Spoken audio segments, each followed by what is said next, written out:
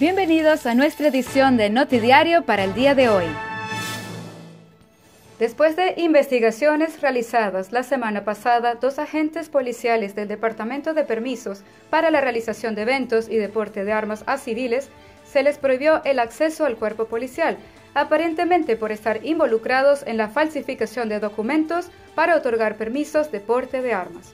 Fuentes confiables de Extra indicaron que más agentes policiales fueron interrogados, incluyendo a ex altos funcionarios. Es lamentable que el cuerpo policial de Curazao, una vez más, esté involucrado en actos como estos.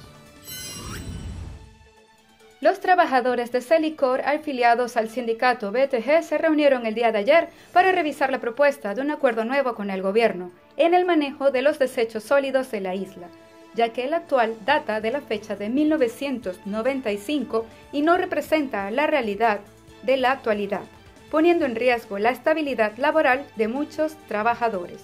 A pesar de que el impuesto a la recolección de basura subió, Celicor no recibe ni un florín de ello. Ya 2 semanas atrás se reunieron con el ministro responsable del área, el cual les pidió 3 semanas para darles una respuesta. Viendo que los días siguen pasando, los trabajadores acordaron una reunión en la cual seguirán exigiendo al gobierno el cumplimiento de un acuerdo nuevo.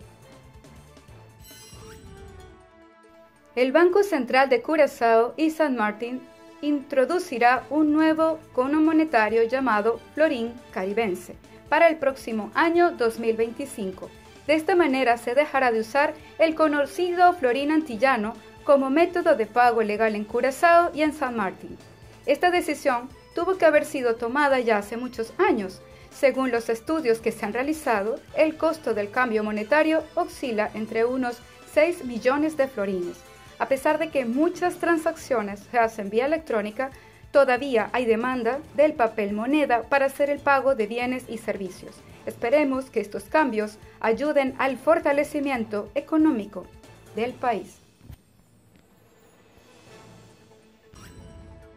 Y ahora, nuestras noticias internacionales. Acuerdo de cooperación para la atención de los flujos migratorios en Centroamérica. El secretario de Seguridad Nacional de Estados Unidos, Alejandro Mayorkas, firmó el documento en Costa Rica el martes con el que los gobiernos buscan fortalecer los programas actuales de integración. Estas reuniones son muy importantes para llegar a acuerdos, entendimientos sobre algunas de las problemáticas que afectan la región centroamericana, la región americana en general, sobre problemáticas como por ejemplo el tráfico de drogas, el flujo de migrantes, pues para hacer balances de lo que se ha hecho hasta el momento y cuáles son las proyecciones hacia el futuro. Costa Rica es uno de los países de tránsito de migrantes indocumentados en su ruta hacia Estados Unidos.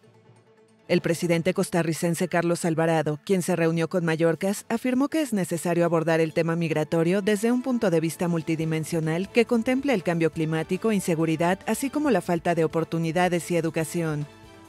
El acuerdo también busca ampliar la asistencia internacional de donantes e instituciones multilaterales para el financiamiento de países que acogen masivamente a migrantes y refugiados. Mayorkas llegó a San José tras visitar México, donde se reunió con el presidente Andrés Manuel López Obrador y el canciller Marcelo Ebrard.